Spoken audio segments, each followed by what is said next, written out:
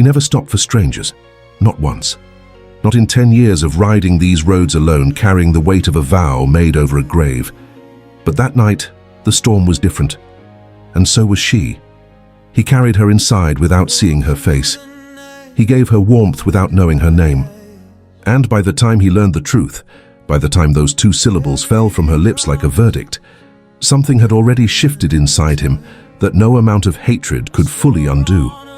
This is the story of a duke who saved the one woman he had sworn to destroy, and of a woman who survived the storm, only to find herself in the middle of a greater one.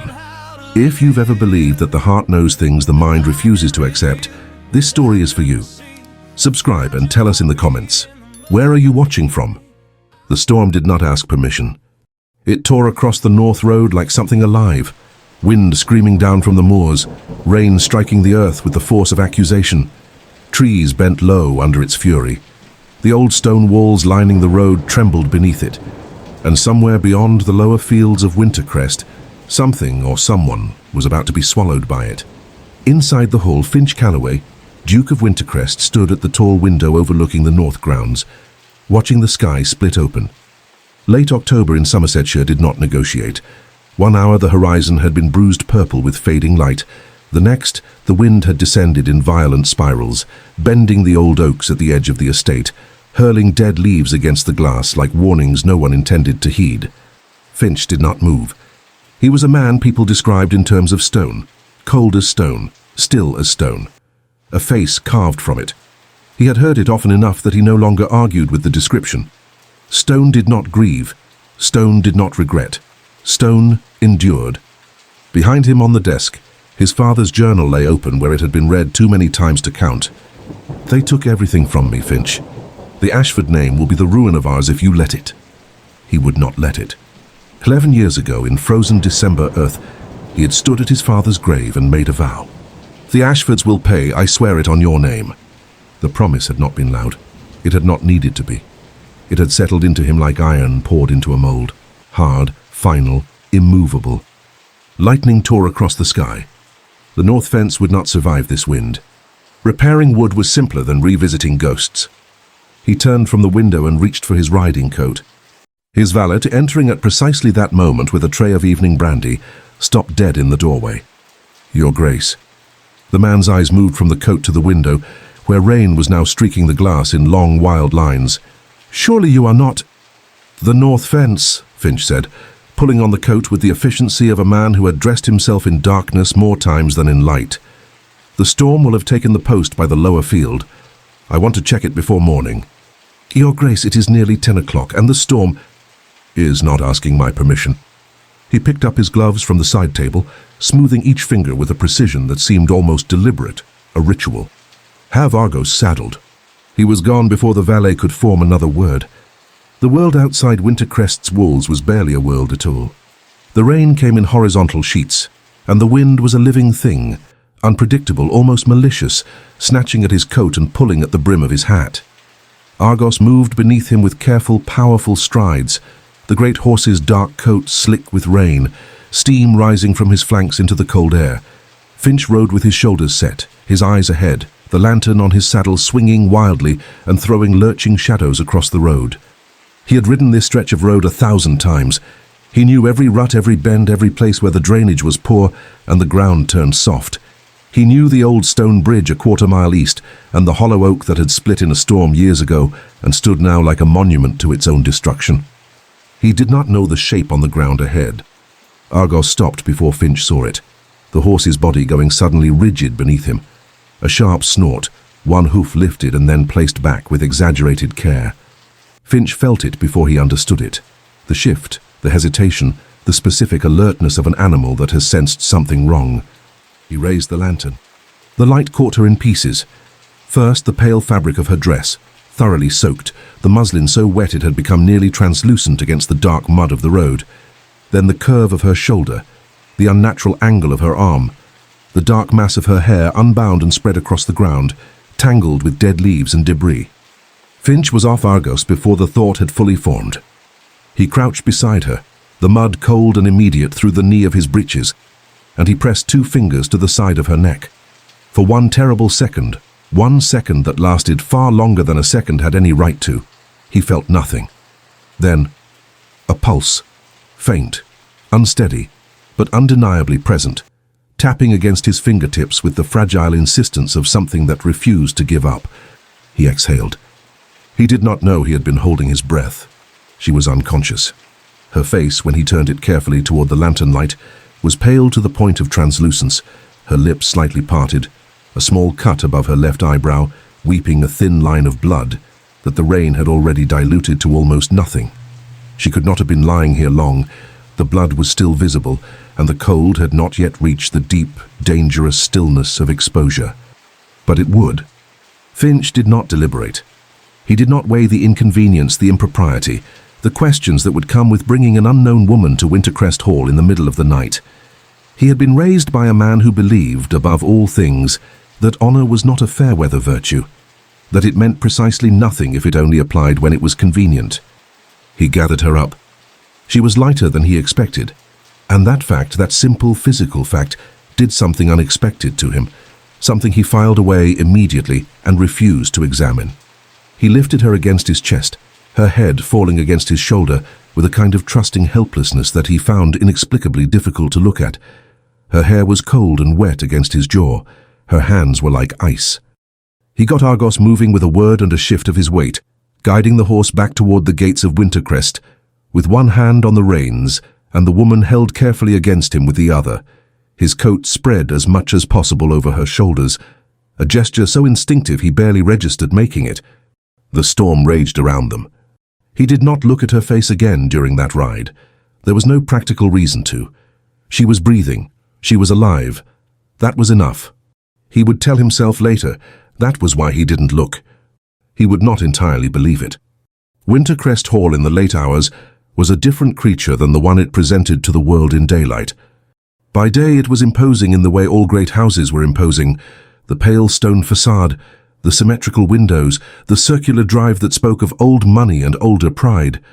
But at night, with the candles low and the fire settled to deep, breathing coals, it became something almost intimate. The ceilings seemed lower, the shadows gentler.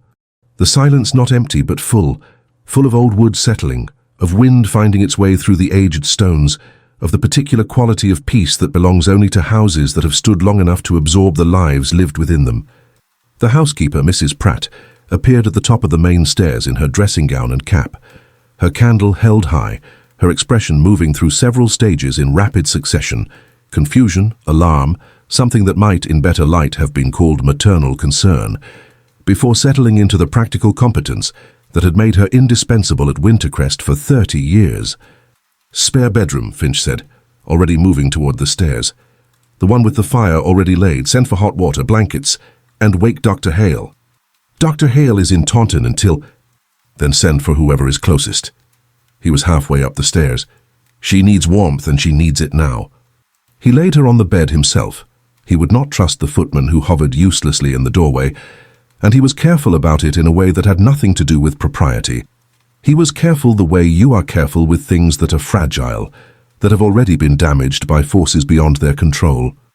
Mrs. Pratt took over then, with the quiet authority of a woman who had managed larger crises than this and expected to manage more. She shooed him toward the door with a look that brooked no argument, and he went, standing in the corridor outside with his back against the wall, still in his soaked coat, water dripping from his hair onto the floorboards. He stood there for a long moment. Through the door, the low voices of the maids, the soft sounds of movement, the hiss of a fire catching, the small domestic sounds of someone being cared for. He pushed off the wall and walked back toward his study. He did not know her name. He did not know where she had come from or where she had been going, or what circumstances had placed her on a deserted road in the middle of a storm at 10 o'clock at night. He told himself he did not particularly care. He poured himself a brandy he didn't drink, sat in the chair by the dead fire, and stared at the ceiling until the grey light of early morning finally crept under the door. She came back to consciousness the way you surface from deep water, slowly in layers, with the vague and bewildering sense that the world had rearranged itself while you were gone. The first thing Eliza Ashford noticed was warmth. Not the sharp, startling warmth of sudden heat, but the deep, settled warmth of a room that had been kept carefully at the right temperature for hours. It wrapped around her like something deliberate, like an intention, not an accident.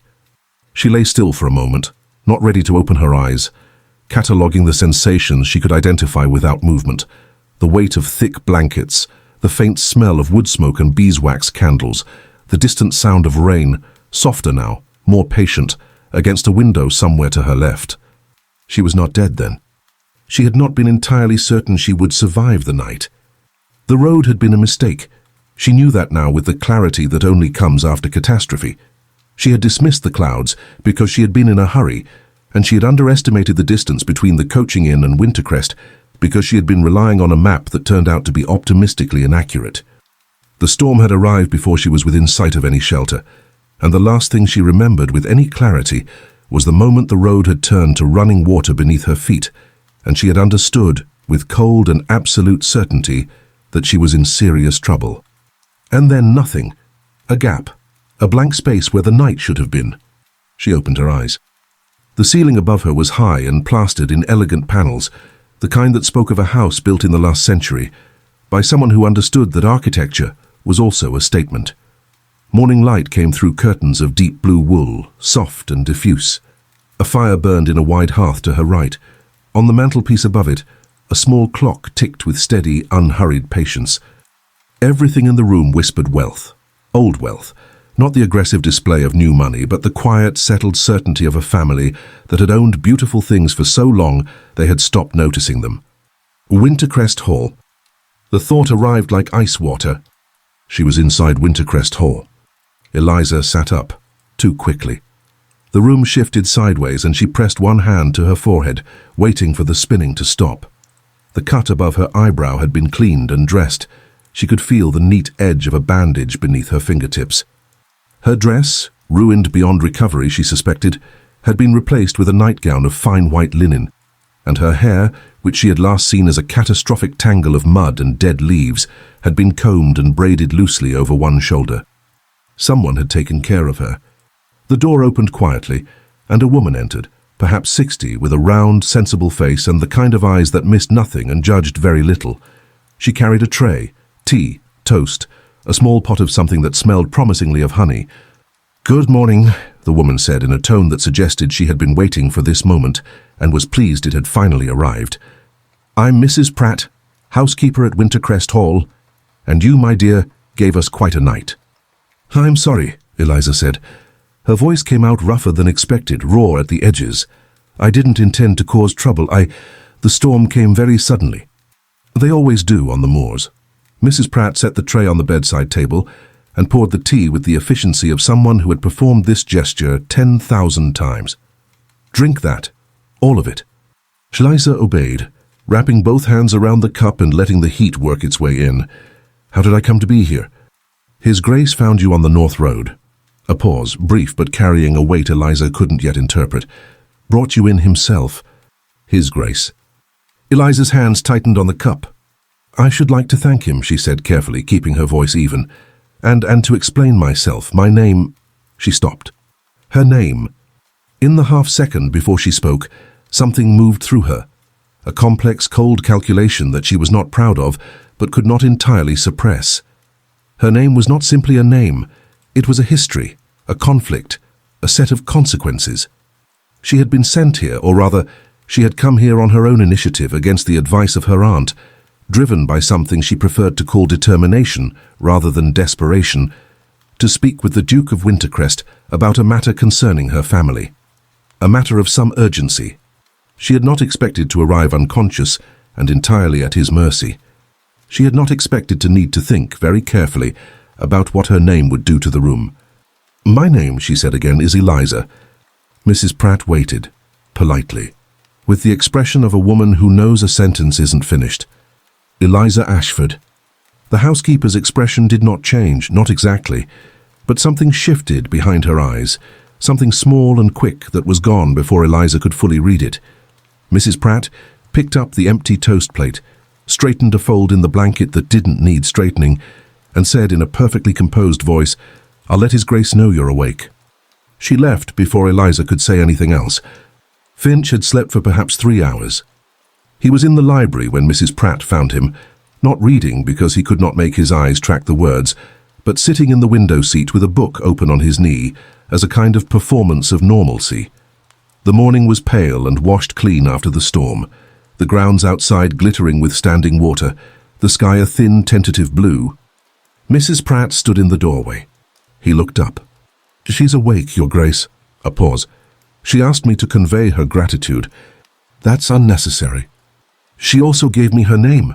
Another pause, longer this time. "I thought you should hear it from me first." Something in her voice made him close the book. He looked at her fully now. This woman who had known him since he was 7 years old, who had dried his tears once after a riding accident when he was too young to be stoic about pain, who had never, in 30 years of service, brought him news she was worried about delivering. "Tell me," he said. "Eliza Ashford, Your Grace." The name landed in the room like a stone dropped into still water. Finch said nothing. The fire crackled. The clock on the mantelpiece ticked. Outside, a bird called once and went silent. He set the book down on the window seat with a care that was entirely at odds with what was happening inside his chest. A cold, disorienting collision, as though two trains had been running on the same track in opposite directions and had only now reached the same point. Ashford. He had carried an Ashford into his home. He had covered her with his coat. He had carried her up his stairs with his own hands. He had stood outside her door in the dark, listening to the sounds of her being cared for, and felt something he had filed away and refused to examine. He stood. "Thank you, Mrs. Pratt," he said in a voice that gave away nothing. "That will be all." He did not go to her room immediately. He walked instead to the small room adjoining his study, the room where his father's portrait hung, where the old correspondence was kept, where the evidence of everything the Ashford family had cost the Calloways sat in neat, terrible order in a wooden box he had never been able to bring himself to destroy. He stood before the portrait. His father looked back at him, a handsome man in his prime with Finch's own dark eyes, and something in the set of his mouth that spoke of someone who had once laughed easily and learned over time to stop. The portrait had been painted 2 years before his death, before the financial ruin that Lord Edmund Ashford had engineered with such careful, deliberate cruelty, before the letters and the lies and the slow, grinding destruction of everything his father had built, before the grave in December, before the vow. Finch looked at the portrait for a long time. Then he turned and walked to the room where Eliza Ashford was waiting. He knocked twice, a courtesy he could have omitted given that it was his house, and entered without waiting for a response. She was sitting up in bed, her back very straight, her hands folded in her lap with a composure that he recognized immediately as practiced, as armor. She was younger than he had imagined. He had not until this moment imagined her at all, which was its own revelation, with dark eyes and a face that was all quiet intelligence, a kind of watchfulness that reminded him, unsettlingly, of someone who had learned to read rooms the way sailors read weather. She looked at him. He looked at her. For a moment neither of them spoke. Then she said very quietly, "You know my name." It was not a question. "Yes," he said. "Then you know why I came." He moved into the room, not close, not threatening, but with a deliberateness that occupied the space between them as clearly as a wall. "You came to discuss your family's debts to mine, I assume." He kept his voice entirely level. "I assume your father sent you, since he has apparently exhausted every other avenue of approach." Something moved across her face, brief and complicated and quickly controlled. "My father is dead," she said. "He died 4 months ago. I came on my own account." Finch said nothing. "I came," she said, "because I found letters.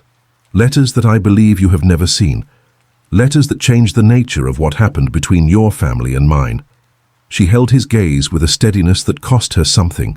He could see it costing her, that steadiness, even as she maintained it perfectly. "I did not come to ask for forgiveness, Your Grace. I came because I believe the truth deserves to be known. By both of us." The fire breathed behind him. He looked at her, this woman he had promised 11 years ago to consider an enemy. This woman he had carried out of a storm without knowing her face. This woman who sat in his house, in his debt, and spoke to him not as a supplicant, but as an equal. "So you may recover for 3 days," he said finally. "Then you will leave." He turned toward the door. "Your Grace." He stopped, did not turn. "Thank you," she said, "for the road, for bringing me in." A beat. I know it cost you something." He left without answering. But in the corridor alone, he pressed one hand flat against the wall and stood very still for a moment, jaw tight, eyes closed.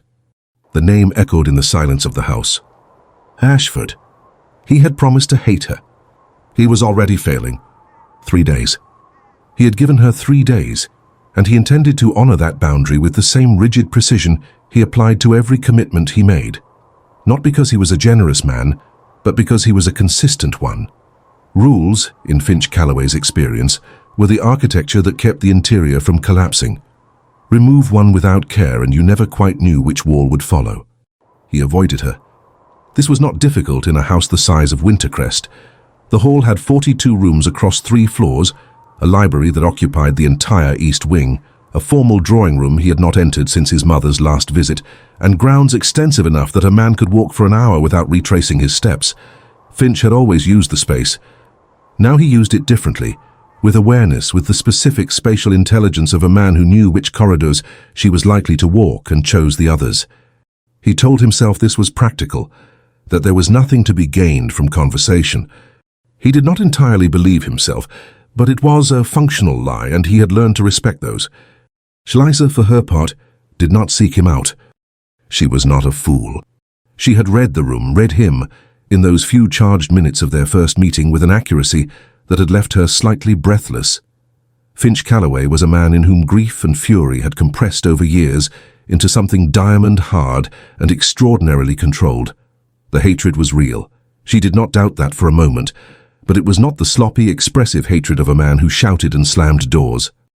It was the quiet, structural kind, the kind that had been built into the foundations of a person over a very long time.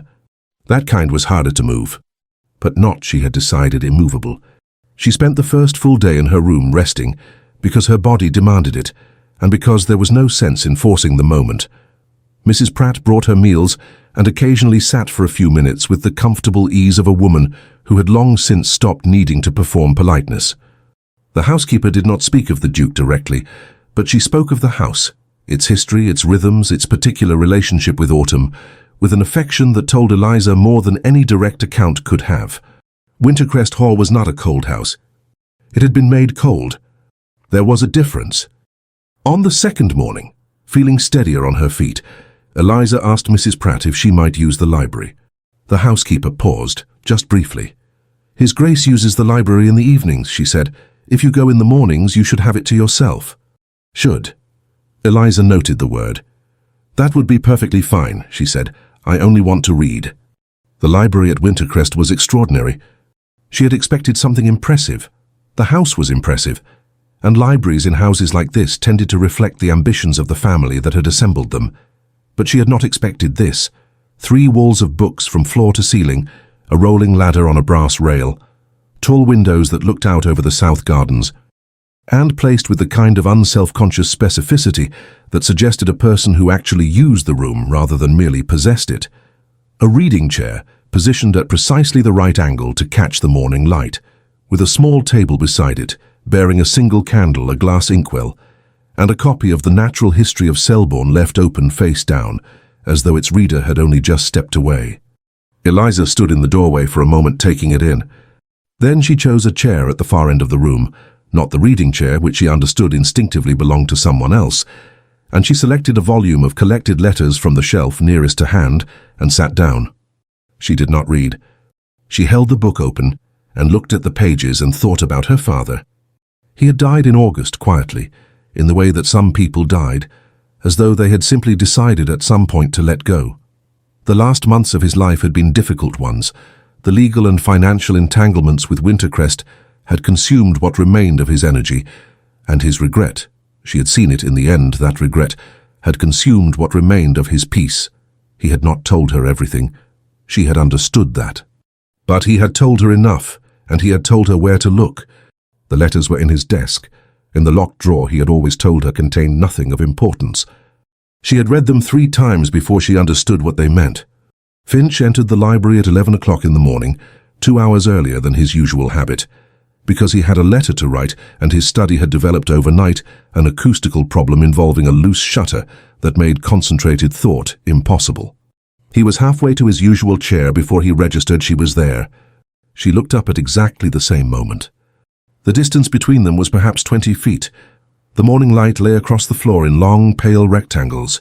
Outside, a wind moved through the bare oak trees with a sound like quiet conversation. Neither of them moved. It was, Finch registered this with something between irritation and reluctant accuracy, not an uncomfortable silence. It was the kind of silence that existed between two people who were both, in their different ways, accustomed to being alone in rooms. "I was told you used the library in the evenings," she said finally, not accusatory, simply factual. "I generally do." He moved toward the writing desk, which was in the opposite corner from where she sat, and pulled out the chair. "I have a letter that requires attention." "I won't disturb you." "I know." He sat. He found paper. He picked up his pen and realized approximately 10 seconds later that he had written the date and nothing else. He was aware of her in the way you are aware of a fire when you've entered a cold room, not looking directly at it, but continuously, peripherally conscious of its presence, of the warmth it displaced into the space around it. He wrote the first line of his letter. "May I ask you something?" she said from across the room. He did not look up. "You may ask. Did you always hate my family? Or did something specific happen?"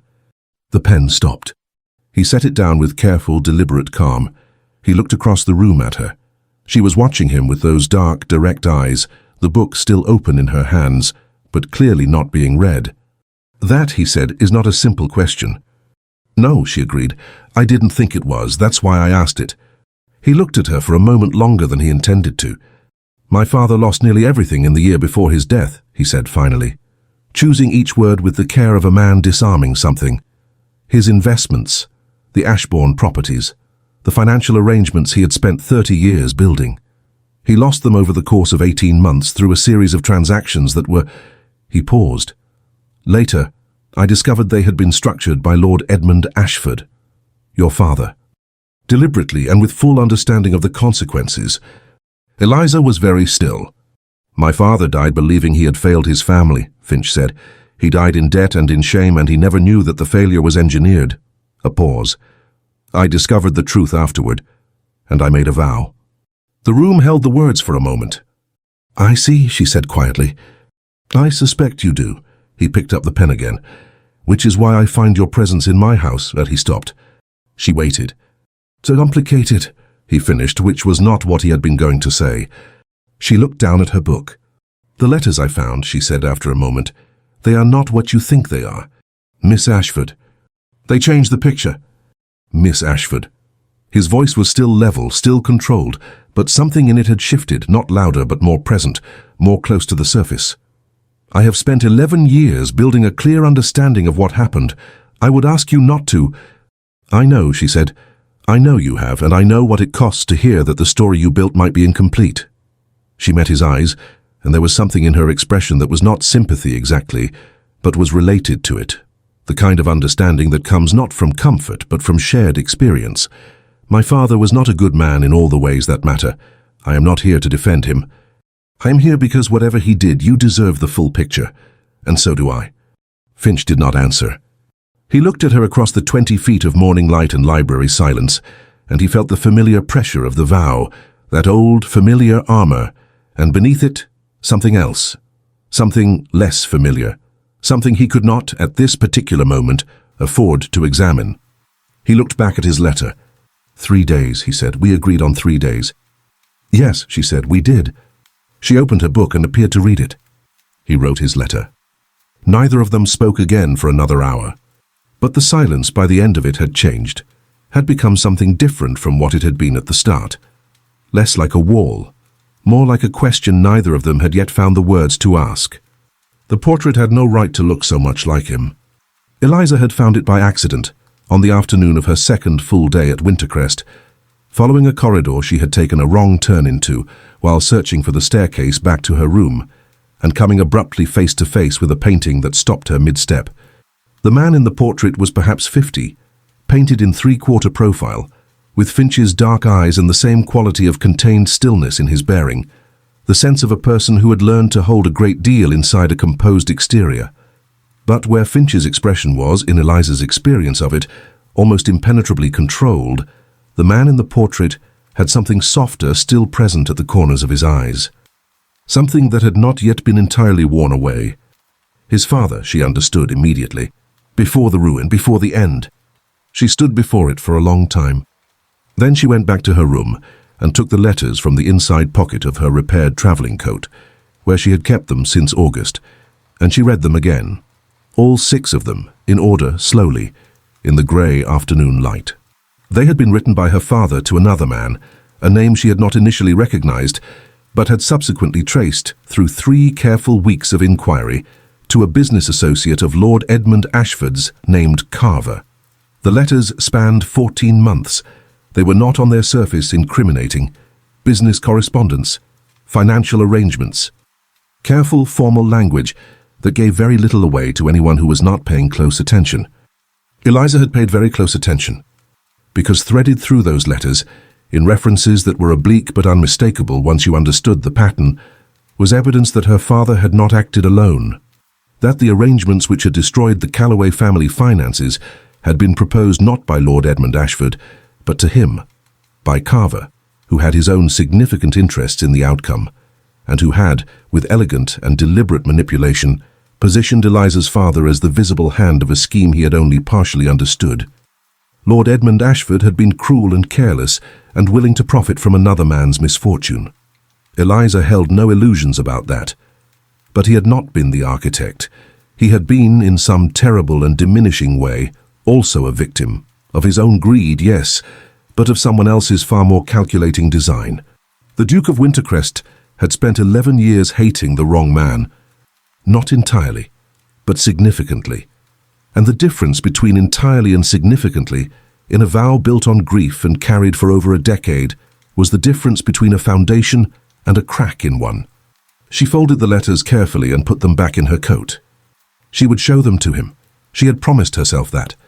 But the moment needed to be right, not because she was calculating, but because she had enough understanding of how grief worked to know that truth delivered at the wrong moment could be rejected by sheer force of self-protection. He needed to be ready. He needed to have let her in, even slightly, before she could offer him something this destabilizing. 3 days was not much time. She couldn't sleep. This was not unusual for her. She had never been a reliable sleeper, even before everything had become complicated, but it was more acute tonight, in this unfamiliar room with its unfamiliar silences and the particular quality of darkness that belonged to old houses in the countryside, thick and total in a way that city darkness never quite achieved. At midnight she gave up. She found her dressing gown, a guest item, soft wool, thoughtfully provided by Mrs. Pratt along with the nightgown and several other necessities, and she lit the small candle on the bedside table and made her way, quietly, into the corridor. She meant to go to the kitchen. There had been a kettle there, she was fairly certain, and the kind of reliable domesticity of a cup of tea in the dark had always been, for her, a reliable remedy for insomnia. What she did not account for was the light under the library door. She stopped in the corridor 10 feet away and looked at it, the thin, warm line along the floor, the faint suggestion of firelight rather than candlelight, the particular quality of occupied silence that a room takes on when someone is in it, but not moving. She should go back. She should go to the kitchen and make her tea and return to her room and leave whatever was happening behind that door entirely alone. She stood in the corridor for a full 30 seconds. Then she opened the door. He was sitting on the floor. This was the first thing she registered, and it was sufficiently unexpected that she stopped in the doorway without speaking, simply looked and tried to make sense of what she was seeing. Finch Calloway, Duke of Wintercrest, in shirt sleeves and without his coat, sitting with his back against the front of the leather sofa, his long legs stretched before him on the rug, a glass of something dark and untouched on the floor beside him. Before him, spread in a loose half-circle on the rug, were papers, letters, she thought, or documents, and he was looking at them the way you look at things you have looked at too many times, with an exhaustion that was no longer acute, but had become simply the texture of your relationship with those particular objects. He heard her. He turned his head. For a moment, they simply looked at each other. She in the doorway with her candle, he on the floor of his own library at midnight, neither of them exactly as the other might have expected. Then he said, "You couldn't sleep either." It was not a question. She appreciated that. No, she said. He looked back at the papers. Come in or don't, but close the door. The draft from the corridor puts the fire out. She came in. She closed the door. She did not sit on the sofa above him. That would have felt wrong, performatively superior. But she settled on the rug a few feet away, drawing her knees up and wrapping her arms around them, her candle placed on the floor beside her, where it made a small, independent pool of light. What are those? She asked, nodding toward the papers. My father's correspondence. He picked up a letter from the edge of the arrangement, looked at it briefly, set it down again. I read them sometimes. When I need to. He stopped. When I can't sleep. To remind yourself, she said quietly. He looked at her. To remind yourself why, she said, of the vow, of what it's for. A long pause. Yes, he said. The fire settled, sending a brief shower of small sparks up into the dark of the chimney. Outside, an owl called once, long, interrogative, waiting for an answer that didn't come. I do that too, she said, though my letters are different ones. He looked at her, and there was something in his expression she hadn't seen before, something slightly unguarded, the way faces sometimes open at night that they keep closed in daylight. What do yours say? They say that my father was not entirely who I thought he was. She kept her voice steady because steadiness was the only thing she had to offer here, in this room at midnight, with the papers between them and the fire going low, and that I spent a great deal of time after his death being very angry, and then being very sad, and then deciding that neither of those things was productive. She paused. The letters I found in his desk, the ones I mentioned to you, I carry them with me because they are the reason I came here, because if I read them one more time alone, in my room, they stop feeling real. He was watching her with those dark, still eyes. They need a witness, he said. She blinked. The things you carry, he said, they need a witness, someone else to know they're real. He looked at the papers spread before him. That's why I read these. The room was very quiet. She wanted suddenly and unexpectedly to reach across the space between them and place her hand over his. Not from sentiment, or at least not only from sentiment, but from the specific human impulse toward contact that rises up when you recognize in another person a grief that mirrors your own. She did not. But her hands tightened slightly around her knees, and she felt the warmth of the fire on her face, and she said, Your Grace. Finch, he said. It came out abruptly as though he had not planned it. A brief pause, and then quieter. We are on the floor at midnight. I think that permits the use of first names. Something moved through her, warm and involuntary, and quickly steadied. Finch, she said, testing it almost. The way you test ice before trusting it with your weight. He looked at the fire. Tell me about your father, he said. Not what he did, who he was. She stared at him. You don't have to, he added, with the quick precision of someone covering a potential overstep. No, she said, I know, I'll tell you. She took a breath. He laughed very loudly, embarrassingly loudly sometimes, in churches and theaters, places where you weren't supposed to. He couldn't help it. A pause. He was not a wise man. He was not always a careful one. But he loved us, my brother and I, in a way that was very uncomplicated and very real, and I think he spent the last years of his life understanding that love was the only thing he had done consistently well. Finch said nothing for a moment. My father, he said finally, was the most principled man I have ever known. His voice was very even, which made what happened to him, the shame of it, worse than it would have been for almost anyone else, because he had never compromised on anything, and to be destroyed by financial corruption was... He stopped. He never recovered from the disgrace of it, even though he was the victim. Because he believed the world would see him as complicit, she said. Yes. And did it? A pause. Some of it. I'm sorry, she said. Genuinely. Whatever my father's role, and I don't excuse it, I am sorry for what your family suffered. He looked at her across the small warm distance of the firelit rug. He looked at her for long enough that she felt it, felt the weight of it, the specific quality of attention he was giving her, careful and reluctant and utterly focused. Why did you come here, he said. You could have sent the letters, you didn't need to come yourself. She met his eyes. Because, she said quietly, some things need to be given in person. The fire breathed between them. Neither of them moved for a long time. And when Eliza finally rose and said goodnight, and carried her candle back to her room, She lay in the dark with her eyes open and her heart working faster than it had any reason to, and she pressed her hand against her sternum and thought, with something between wonder and alarm, "This is going to be very complicated." Down the corridor in the library, Finch sat for another hour among his father's letters. He did not read them. He looked at the place on the rug where she had been sitting, and for the first time in 11 years, the vow felt less like armor and more like a cage. The third day arrived like an ultimatum. Eliza woke to frost on the inside of the window pane, a thin, fern-patterned frost that meant the temperature had dropped sharply overnight, that the road north would be cold and hard and inhospitable. She lay in the warm bed and looked at the frost and thought about the conversation in the library, about the fire and the papers and the unexpected geography of a man she had expected to be entirely unreachable. Finch.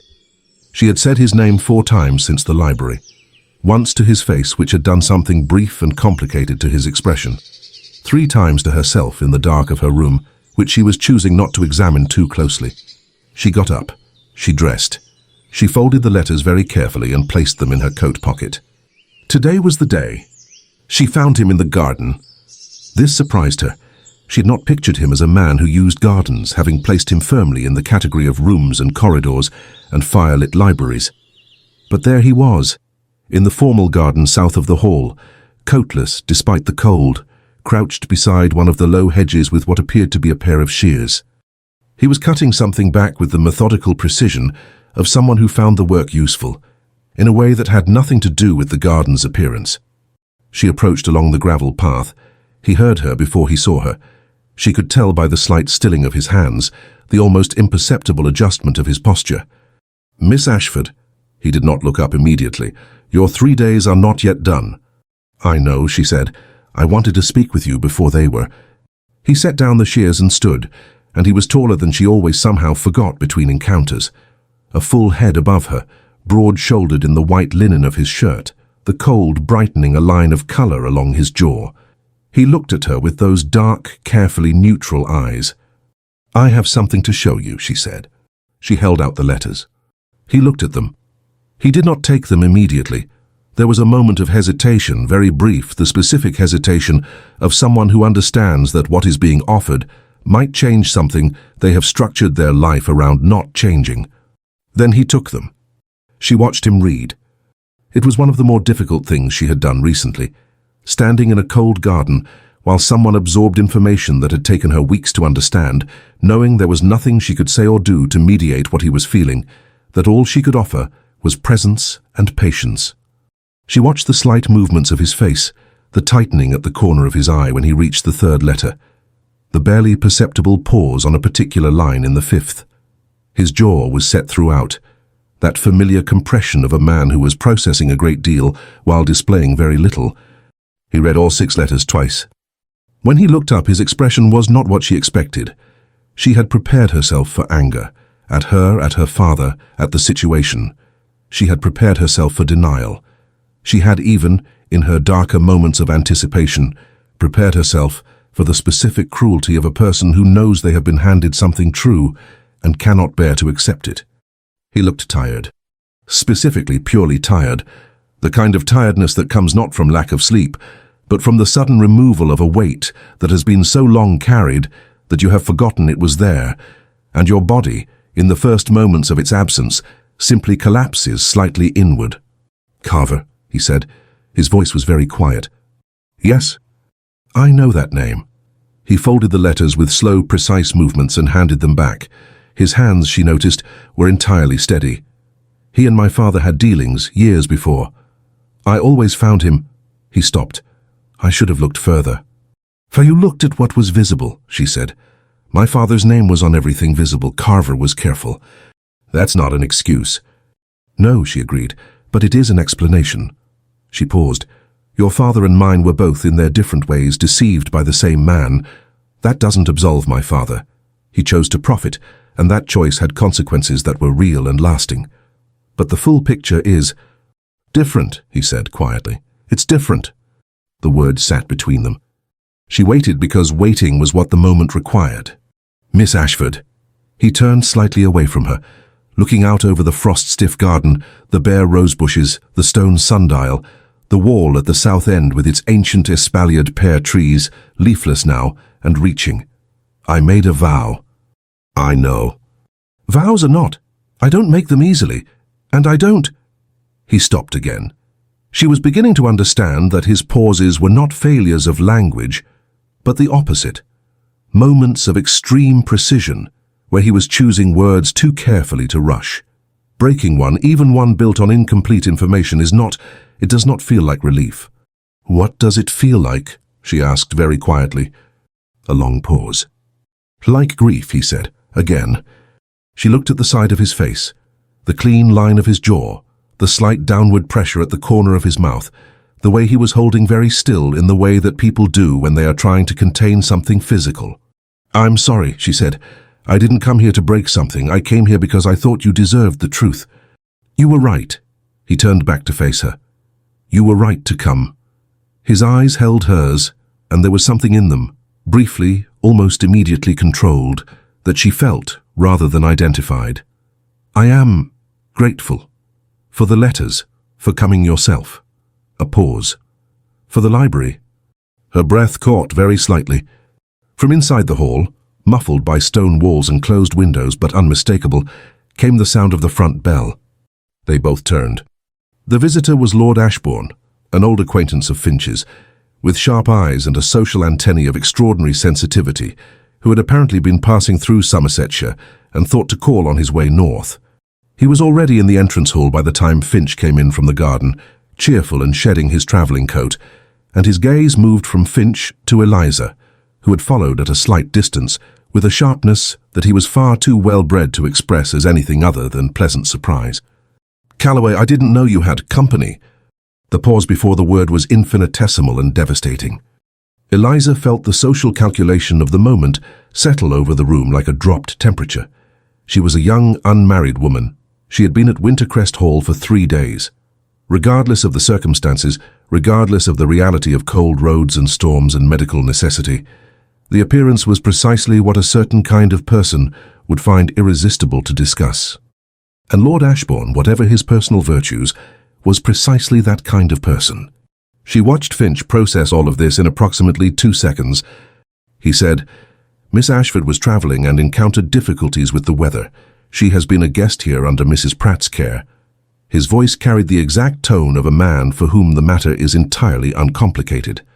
She will be continuing her journey shortly. Lord Ashbourne smiled with his mouth. Of course. But the eyes said, I will be in London within the week, and this is exactly the kind of thing London finds interesting. Later, after tea, after Ashbourne had departed with his travelling coat and his barely concealed delight, Finch found her in the small sitting room off the entry hall, standing at the window with her back to the door, watching Ashbourne's carriage disappear down the drive. You understand what that means, she said without turning. It was not a question. Yes. By the time he reaches London. Yes, he moved into the room. I know. She turned then, and her face was composed. That careful, practiced composure he had come to recognize as her specific form of armor. But her eyes were very direct, and they held something that was not quite fear but was related to it. My reputation will require protection, he said. Yes. A silence. He looked at her across the room. At this woman who had arrived in his house as a name he had sworn to hate, who had sat on his library floor at midnight, who had handed him 6 letters that had rearranged 11 years of certainty, who stood now in the grey autumn light with her hands very still at her sides, and waited for him to say something. He was fairly certain neither of them had anticipated reaching. There is a solution, he said. She waited. It is not, he stopped, tried again. I am aware that what I am about to suggest is highly irregular given the circumstances, given everything. Say it, she said quietly. He met her eyes. Marry me, he said, not... He lifted one hand slightly, a gesture that was almost self-interruption. Not for... This is not sentiment, Miss Ashford. I want to be clear about that. This is practical. This is protection. For your reputation, and for my own. It would prevent Ashbourne from... Finch. He stopped. Stop explaining, she said, and ask me properly. A pause, long enough to be real. Eliza. Her name in his voice for the first time. She felt it land somewhere precise and unprotected. Will you marry me? The room held its breath. She looked at him, at the careful set of his face, the dark eyes that were, she understood now, not cold, but deeply trained, deeply practiced at concealing a warmth he had stopped trusting himself to show. I will consider it, she said. Give me until morning. He nodded once, turned to leave. Finch. She stopped him, not with a touch, but with his name, and it had the same effect, that brief stillness, that controlled and careful attention. If I say yes, she said quietly, it will not be only for the practical reasons.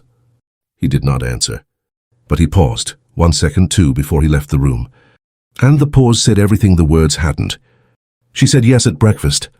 She walked into the morning room at 8 o'clock, earlier than she suspected he usually appeared, based on 3 days of observing the rhythms of the house, and she found him already there, standing at the window with a cup of coffee he wasn't drinking, watching the frost burn off the south lawn in the thin morning sun. He heard her come in and turned, and she said before he could speak, "Yes." Something moved across his face, brief and complicated and quickly settled. "All right," he said. "I have conditions," she said, sitting at the table with the calm efficiency of someone who had spent the night thinking rather than sleeping, which was entirely accurate. "Not many, but they are non-negotiable." He came to the table. He sat across from her. "Tell me. The truth about Carver must be pursued. Whatever he did, whatever evidence exists, it should be brought to light. Not for revenge. For accuracy." She held his gaze.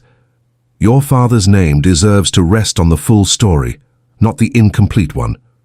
"Agreed," he said without hesitation. "My brother is 17 and currently at school. He comes to Wintercrest for Christmas if he wishes to, without condition." "Of course." "And," she paused, "and whatever this is between us, whatever it becomes, it proceeds honestly.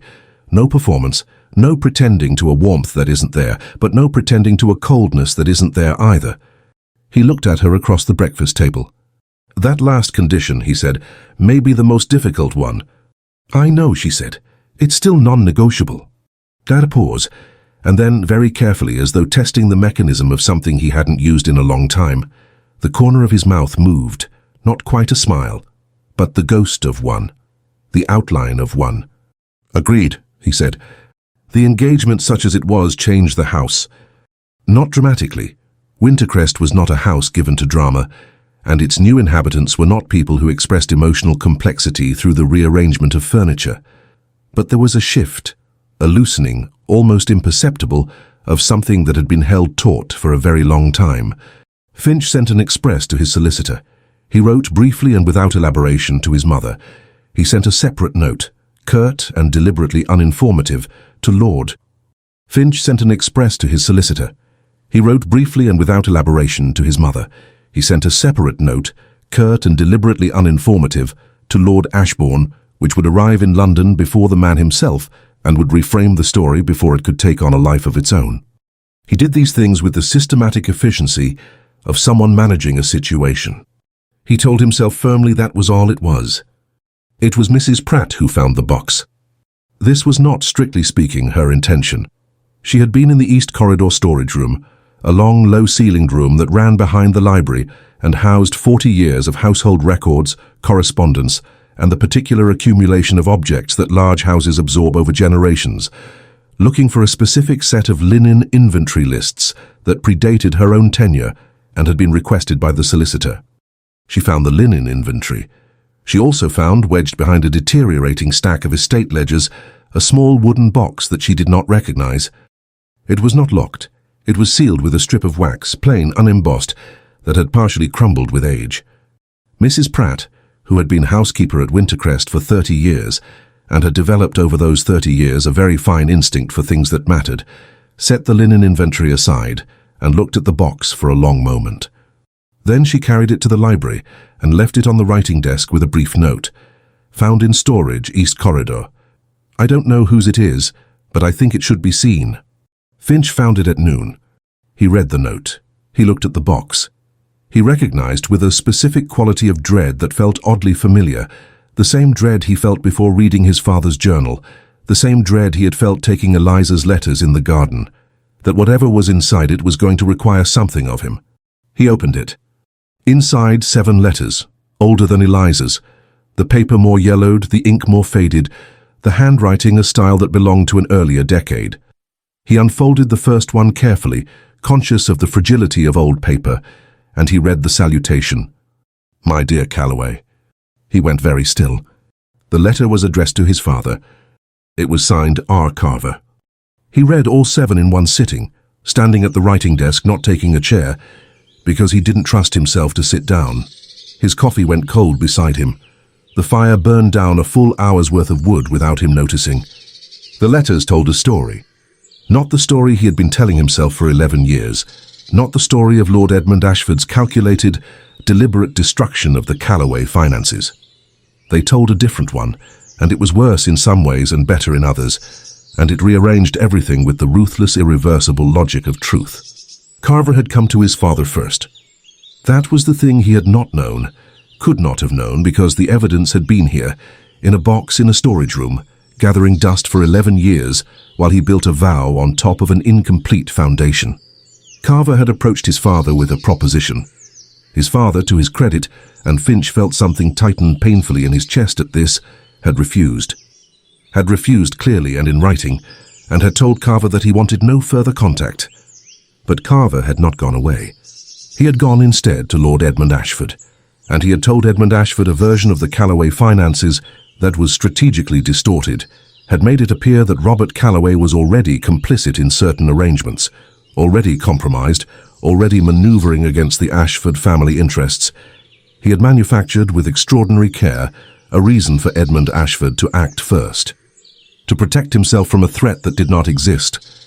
Edmund Ashford had acted on false information, not innocently. He had still chosen to profit, still chosen the path of financial aggression rather than inquiry.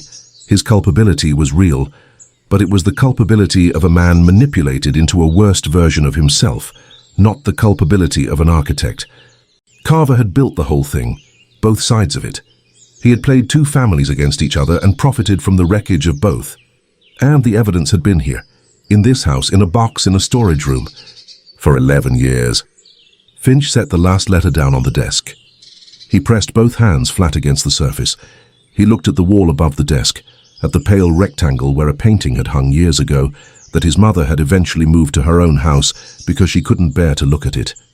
He looked at it for a long time. Then he picked up all 7 letters and walked to find Eliza.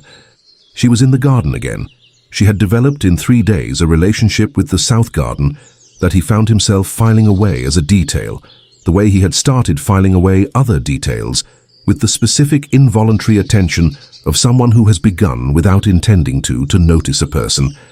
She was sitting on the stone bench near the sundial, her coat wrapped close, her face tilted up to the thin afternoon sun with her eyes closed. Not sleeping, he thought, but doing that thing she did, sometimes, of being very still inside herself, of gathering. She heard him on the gravel and opened her eyes. She looked at his face and was on her feet immediately. "What happened?" she said. He held out the letters. She took them. She read quickly, more quickly than he had, her eyes moving with the focused efficiency of someone who had already spent weeks learning to read this particular kind of correspondence. And he watched her face change as she went. The initial focused attention, the slight parting of her lips at the 3rd letter, the stillness, deep, absolute, when she reached the line that explained what Carver had told her father. She lowered the letters. "He told my father that your father was already moving against him," she said. Her voice was very quiet. "Yes. He manufactured the threat." "Yes." "So my father—" She stopped. "My father thought he was defending himself from something that didn't exist." "Yes." Finch looked at her steadily. "I am not saying this excuses what he did. He should have investigated. He should have asked questions. He chose the path that also happened to benefit him financially, and that choice killed my father." A pause. But he was not the one who started it. He was not the one who designed it. Eliza was looking at the letters in her hands. He watched her process it, watched the complex layered movement of it across her face, the grief and the relief and the particular complicated sorrow of learning that a person you loved was less guilty than you'd believed, but guilty nonetheless. Neither full exoneration nor full condemnation, the far more difficult and human middle ground. Her hands tightened on the paper. 11 years, she said softly, both of us, carrying... She stopped. Yes. And Carver is still alive, I believe, in Bristol. His voice carried something in it that was not quite cold, but had a specific, quiet edge. My solicitor will hear from me tomorrow. She looked up. Not revenge, she said, and it was not exactly a reminder, more like an echo of her own earlier condition, returned to him now. No, he said, accuracy. He met her eyes. You were right. Your father's name and mine both deserve to rest on the full story. A pause. As do yours and mine. She looked at him for a long moment. The garden was cold and pale around them, the bare rose bushes, the frost still lodged in the shadowed corners where the sun hadn't reached, the sundial, which had been telling the same indifferent truth for 200 years, regardless of who stood beside it. I'm sorry, she said very quietly. Not for anything specific, for all of it. For 11 years of a story that was wrong in ways neither of them could have controlled. So am I, he said. And then, because it was the garden, and because it was afternoon, and because he was a man who had spent 11 years being stone, and was finding, with a somewhat alarming consistency over the past 3 days, that stone had its limitations. He reached out and placed his hand over hers where it rested on the letters. Just that. His hand over hers, the warmth of it deliberate and careful in the cold air. She looked down at their hands, then up at him. He did not move his hand. Finch, she said, and his name in her voice had a quality he was not going to examine too closely. Not here, not yet, except that he noted it, filed it in the same place he was filing all the other details, and thought, yes. Come inside, he said, it's cold. He did not release her hand as they walked back toward the house. He was not entirely certain by the time they reached the door whether that had been intentional or not. He thought it might have been. He found her in the library the next morning with her coat on and her traveling bag packed and standing neatly by the door. He stopped in the entrance.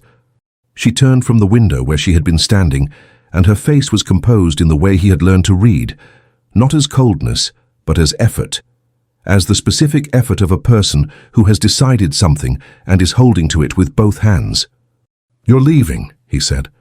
And we agreed on 3 days. Her voice was even. It has been 4. We also agreed to an engagement. An engagement made for practical reasons. She held his gaze. You said so yourself. He said nothing. I have been thinking, she said with a care to the words that told him she had been doing this for most of the night, about what it would mean to marry a man who made a vow against my family. Not the vow itself. I understand the vow. I understand where it came from. And the letters change it, they do change it. A breath. But vows like that don't simply dissolve. They live in a person, and I think you need time. Without me here, without the practical urgency of Ashbourne and reputations and everything else that made the proposal feel necessary, I think you need to sit with what you've learned and decide, freely and without obligation, what you actually feel. Finch stood in the doorway and looked at her. She was right. He knew she was right. The worst part of it, the part that pressed most acutely against the inside of his chest, was that her rightness was exactly the kind of rightness that made her impossible to argue with, because it was not selfishness dressed as virtue. It was actual virtue. She was actually genuinely giving him the space she believed he needed, regardless of what it cost her. And it was costing her something. He could see that, in the very precise control of her posture, in the slight brightness of her eyes that she was not going to let become anything else. Where will you go? He said. My aunt in Bath. She has been expecting me for some time. A small dry note in the last sentence that acknowledged the significant detour this journey had taken. The road north? Is perfectly passable this morning. I checked with your groom, she paused. Mrs. Pratt has arranged a carriage. Of course she had. He looked at the traveling bag. He looked at her coat, buttoned to the throat. He looked at her face, that face he had first seen pale and unconscious by lantern light on a muddy road, that face he had then seen composed over breakfast and unguarded at midnight on a library floor and alive, briefly, wholly alive, when she had sat in the garden with her eyes closed in the thin sun. He crossed the room. Not quickly, not with the impulsive velocity of a man acting before he thinks. He crossed it with the deliberate, measured step of a man who has thought, who is still thinking, and who has decided that thinking is no longer the most important thing happening in this room. He stopped in front of her. Close enough that she had to look up slightly to meet his eyes. Close enough that he could see the slight acceleration of her breathing, which she was controlling with the same quiet discipline she applied to everything. "Eliza," he said. Her name, just that. He had learned in 4 days the precise weight of it. She waited. "The vow," he said slowly, "was made by a man who believed he understood the full story. He did not." A pause. He made a promise on behalf of his grief, and his grief was real, but its direction was— he stopped, found the exact word— misled. She was very still. "I am not that man's vow," he said. "I am more than that. And I have been less than that for a long time because it was easier." He looked at her with the specific, unguarded directness of someone who has decided to stop managing their own face quite so carefully. "You came here to give me the truth. You gave it to me before I had given you any reason to trust that I would receive it well. That cost you something. I am aware of that." Her lips parted slightly, closed again. "You should go to Bath," he said.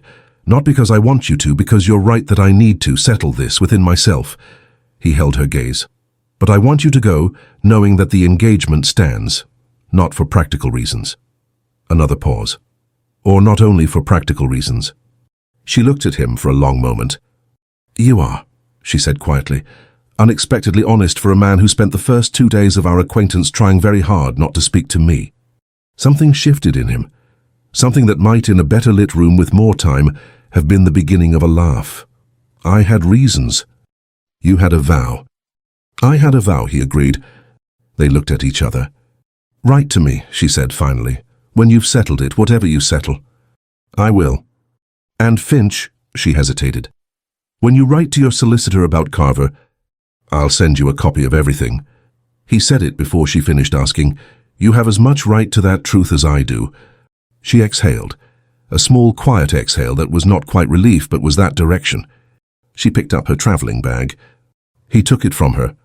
She let him, not without a brief expression of mild surprise, but she let him. He carried it to the entrance hall, where Mrs. Pratt was managing the small, organized chaos of departure with her usual imperturbable efficiency, and he set it down beside the door. The carriage was already in the drive. Cold morning air came in around the frame of the open front door. Eliza paused at the threshold. She turned back, half-turned, her face in profile against the pale morning, her coat collar turned up, her dark hair neatly pinned under her bonnet. She looked at the hall behind her, at the stone floors and the old portraits and the staircase she had been carried up 4 nights ago in a stranger's arms. "It's a good house," she said, very quietly, as though telling it to the house itself, not to him. "It's better," he said, "than it was 4 days ago." She looked at him. Something in her face very briefly became entirely unguarded, warm and honest and slightly undone, before the composure returned. "Goodbye, Finch." "Goodbye, Eliza." She went down the steps. He stood in the doorway and watched the carriage until it was beyond the gate, and the sound of the wheels on the gravel faded into the silence of the morning. He stood there longer than was necessary. Mrs. Pratt appeared at his shoulder with the subtle timing of a woman who had witnessed a great deal and knew the precise moment when presence was better than absence. She said nothing. He said nothing. They stood together in the open door for a moment, looking at the empty drive. "Your Grace," Mrs. Pratt said finally, with the serenity of someone delivering a verdict she has been sitting on for several days, "if you let that one go, I shall be very disappointed in you." He looked at her sideways. "That will be all, Mrs. Pratt," he said. She left with the expression of a woman who has said exactly what she intended to say. Finch stood in the doorway alone for another moment. Then he went to his study and sat at his desk and picked up his pen. He wrote 3 letters that morning. One to his solicitor, detailing everything that needed to be done about Carver. One to his mother, which said more than he had said to her in 11 years. And one, the last one, the one he wrote most carefully, choosing each word with the precision he usually reserved for legal documents, but for entirely different reasons, to Bath. The letter arrived on a Tuesday. Eliza knew it was from him before she opened it, knew by the handwriting, which she had seen on the notes left in the library and on the small card attached to a bouquet of winter roses that had arrived at her aunt's house 3 days after she had, with no message but his name, which her aunt had examined with an expression of refined inquiry that Eliza had declined to satisfy. She took the letter to her room. She sat in the chair by the window. Bath in November was grey and damp, but not unkind, the terraced houses opposite wearing their pale stone with patient dignity, and she opened it carefully. It was 3 pages. The first page was factual. The solicitor's findings, the evidence being compiled against Carver, the legal steps being taken. Precise and thorough, as she had expected. He had included copies of 2 additional documents, as promised. The second page was less easy to categorize. He wrote about his father, not the grief of him, not the vow, but the man. Small things. The way he had taught Finch to ride, with a patience that Finch had not fully appreciated until he was old enough to understand patience. The way he had read aloud in the evenings, doing different voices for different characters, with a complete absence of self-consciousness that his son had found embarrassing at 12 and extraordinary at 22. The way the library at Wintercrest had been, first and fundamentally, his father's room. A room built by a man who believed that books were not decoration but necessity. "I have been sitting in that room differently these past weeks," he wrote. "I'm not certain I can explain it precisely. It feels less like a monument and more like a room again." Eliza read that line twice. The third page was short, 6 sentences. She read them slowly, and then she sat with the letter in her hands for a long time, looking at the grey November street without seeing it. Then she wrote back. The correspondence continued for 3 weeks. Letters went north to Somersetshire. Letters came south to Bath. They were not precisely love letters.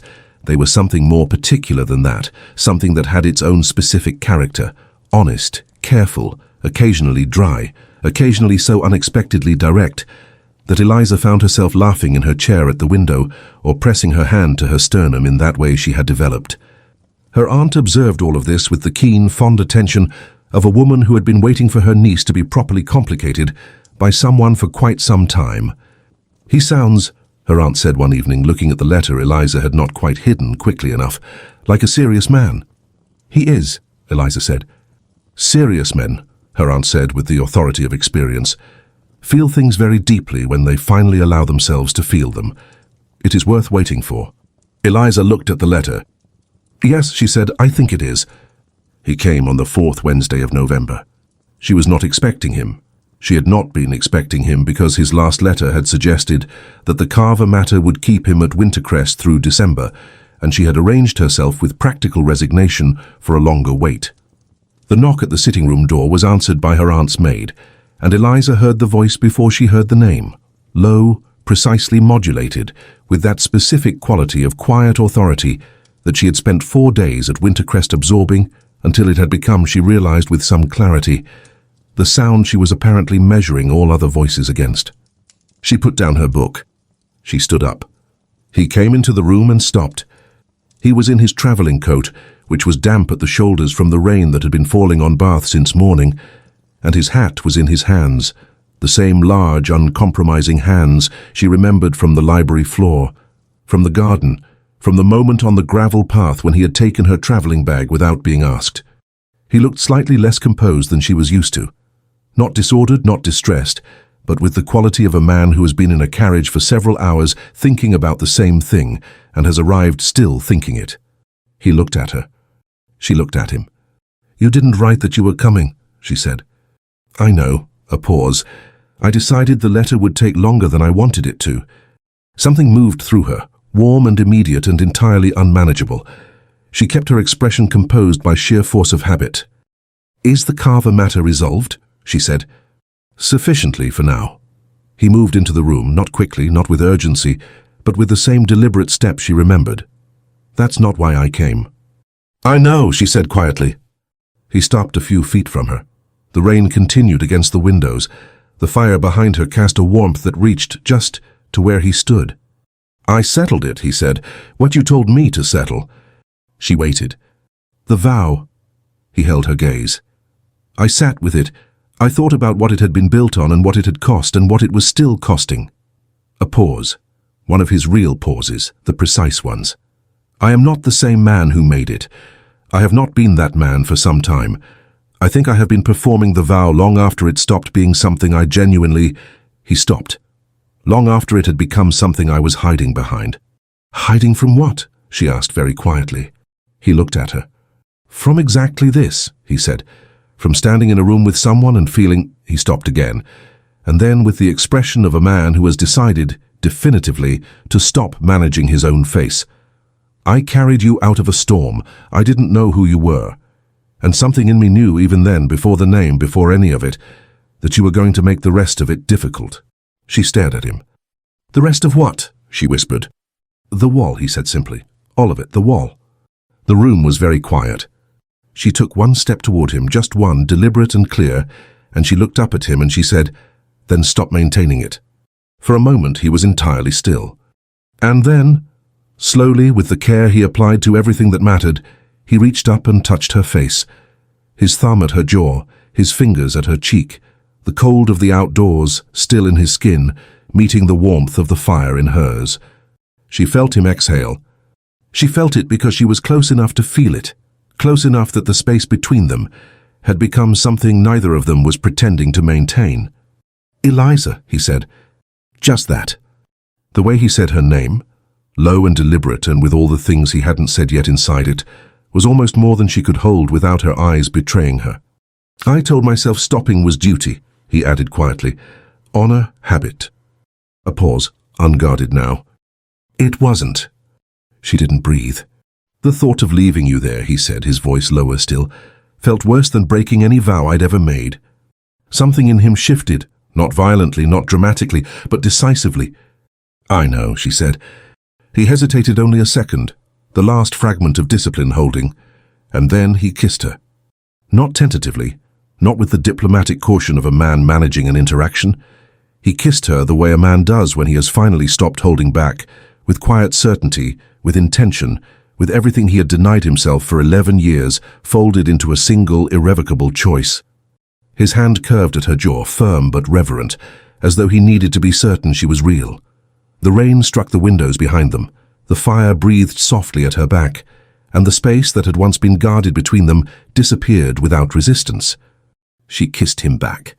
Her hand at his lapel, his at her face, the faint sound of her aunt's household going about its business in distant rooms, all of it existing simultaneously, and none of it, not one bit of it, more present or more real than this. When they parted, it was slowly. He rested his forehead against hers. Neither of them spoke for a moment. The storm, she said eventually, very quietly. The night you found me. Yes. You didn't have to stop. You could have passed. He was quiet for a moment. No, he said, I couldn't.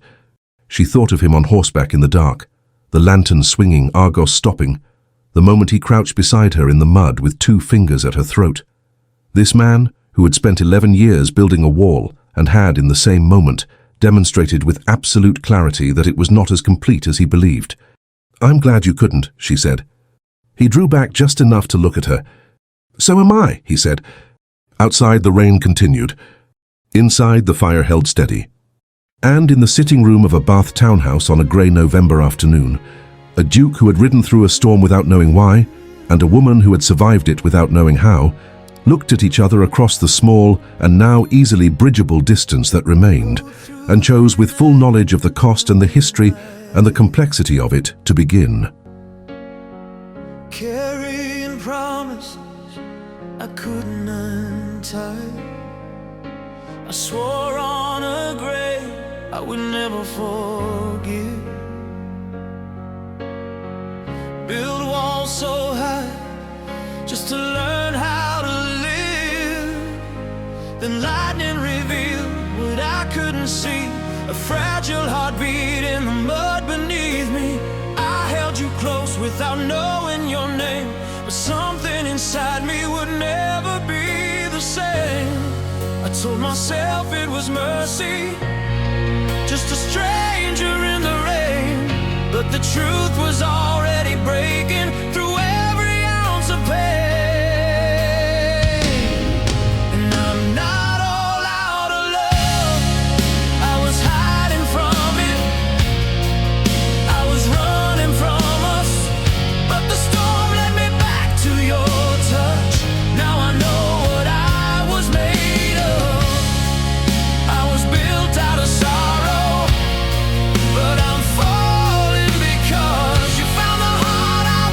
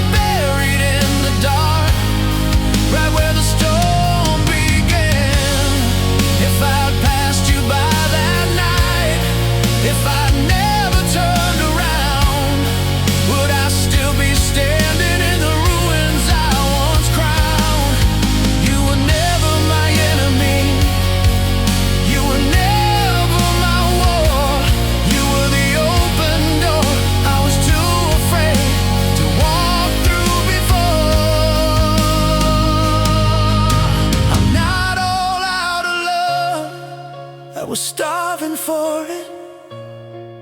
I was scared of the cost, but I'd rather lose my armor than us. Now I know what I'm made of, not just grief and old scars. You found the man beneath the vow, and you loved him where he was. The storm had to break me to show me your heart, and the road where I found you